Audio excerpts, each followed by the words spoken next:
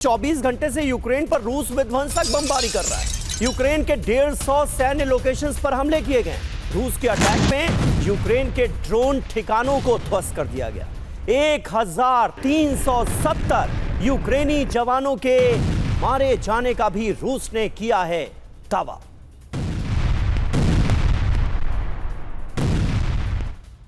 तो ये तस्वीरें देखकर साफ तौर पर ऐसा लग रहा है कि जंग और भड़कती नजर आ रही है और रूस और अमेरिका, उम्मीद तो कहां यह जताई जा रही थी कि पुतिन और ट्रंप अगर मिलेंगे, वार्ता होगी तो कोई हल निकलेगा।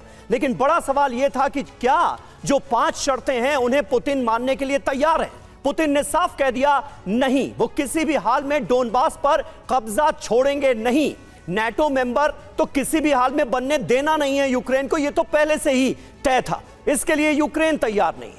स्थितियां बिगड़ती जा रही हैं। रूस की बारूदी तबाही की खबर है। 24 घंटे यूक्रेन पर बहुत भारी पड़ने वाले हैं।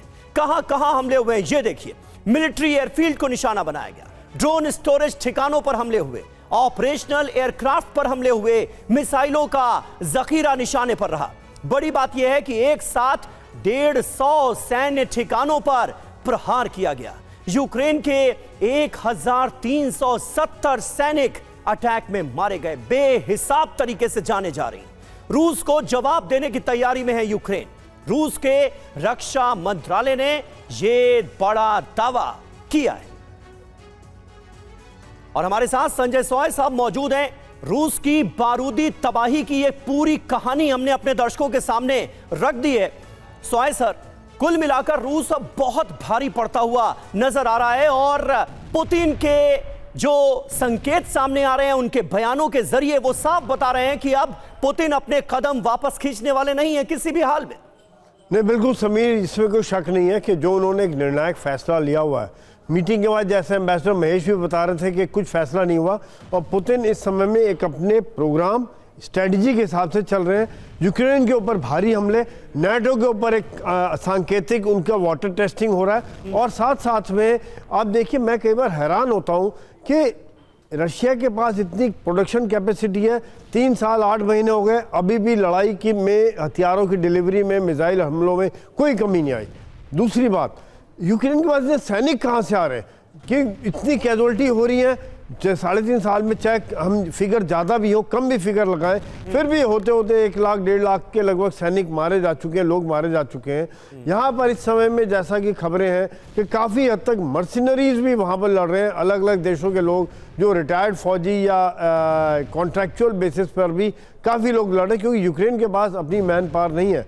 तो यहाँ पर सर्दी से पहले, जैसा एम्बेसडर साहब ने बताया था कि रशिया पूरा प्रेशर डाल रहा है उनके ऊपर हमले कर करके, ताकि जो ज़मीन अभी तक कब्जा कर लेंगे उसको फिर वो कंसोलिडेट करेंगे, उसके ऊपर अपना कब्जा बरकरार रखेंगे और उसके इलाके पर धीरे धीरे एक अपना समन्वय बिठा लेंगे। समीर, बिल्कुल। और सर, एक बफर जोन किस तरह से बनाना है इस रणनीति के साथ बहुत तेजी के साथ वो आगे बढ़ते हुए नजर आ रहे हैं, यानी कि पुतिन का मिशन क्लियर है। लेकिन एक देखिए, एक बड़ी खबर क्या आ रही है। यूक्रेन पर रूस के विध्वंसक हमलों से जुड़ी एक बहुत ही नई जानकारी आपको दे रहे हैं। 79 अटैक ड्रोन और इस्कैंडर मिसाइल से रूस के हमले हुए हैं।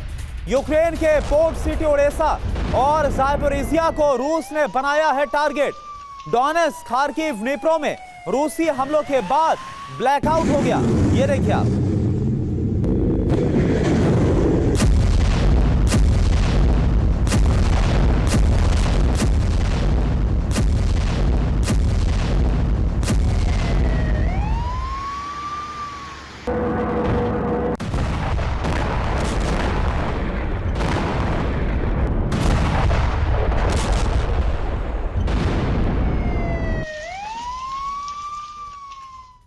तो यूक्रेन के खिलाफ रूस का बारूदी प्रहार बीते 24 घंटे में क्या हुआ यह आप जानिए।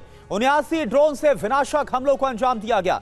इसके अलावा इस्कैंडर मिसाइल से भी हमला किया गया, टारगेट्स को उड़ा दिया गया। ओडेसा की बात करें, बहुत ही स्ट्रेटेजिकली इंपॉर्टेंट है, यहां पर रात भर बमबारी हुई है। और वहीं ज़ापोरिजिया में अंधेरा छा गया, ब्लैकआउट हो गया, ऊर्जा की भारी कमी।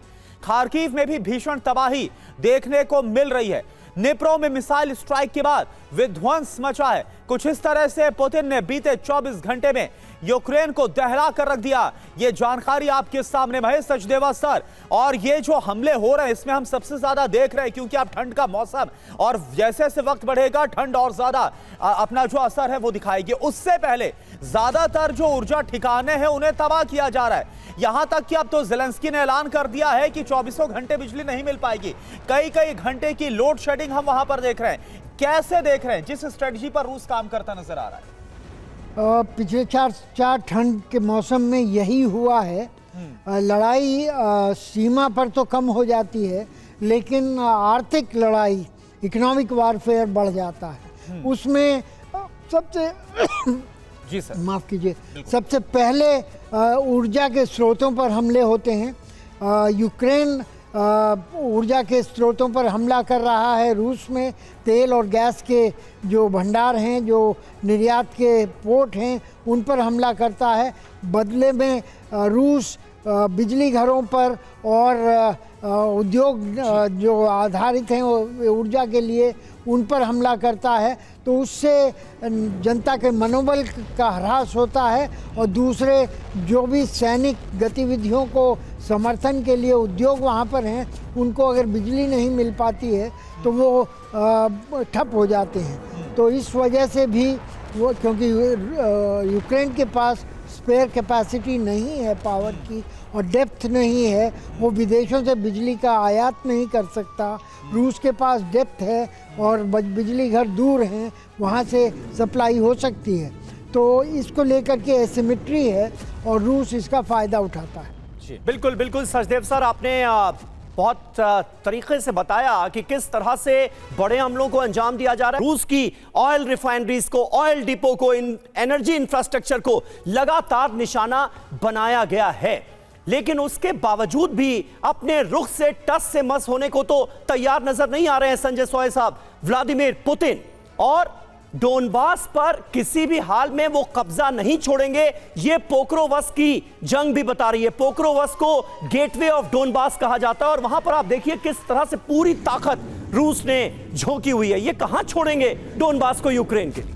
नहीं, बिल्कुल समीर, ये बात तो पुतिन ने पहले दिन से क्लियर कर दी कि जो इलाका भी हमने ले लिया है, हाँ। ईस्ट यूक्रेन का पूरी हिस्सा, डोनबास, लुहांस्क एरिया, वो अभी नहीं छोड़ेंगे, वो उनका हो गया है। क्योंकि वो चाहते कहीं ना कहीं कुशन बना रहे, एक बफर जोन आए बन के जो रशिया की जो मेन लैंड और यूक्रेन के बीच में है। क्योंकि जिस प्रकार से नाटो आगे बढ़ता जा रहा था, जिस प्रकार से यूक्रेन इन इलाकों में पहले काफ़ी रशियन पॉपुलेशन ज़्यादा है और वहाँ पर काफ़ी दमनकारी कार्रवाई होती थी, ये कारण था कि रशिया ने इस इलाकों को आज़ाद करा के अपने साथ मिलाया और ये छोड़ने में वो बिल्कुल भी सोच विचार नहीं कर रहे। दूसरी बात यह है कि इस समय में यहाँ पर एक खास बात यह रही कि पोक्रोवस में भले ही रूसी सैनिकों ने घेर लिया यूक्रेन के सैनिकों को, लेकिन उन पर हमला करके उन्हें मारा नहीं गया।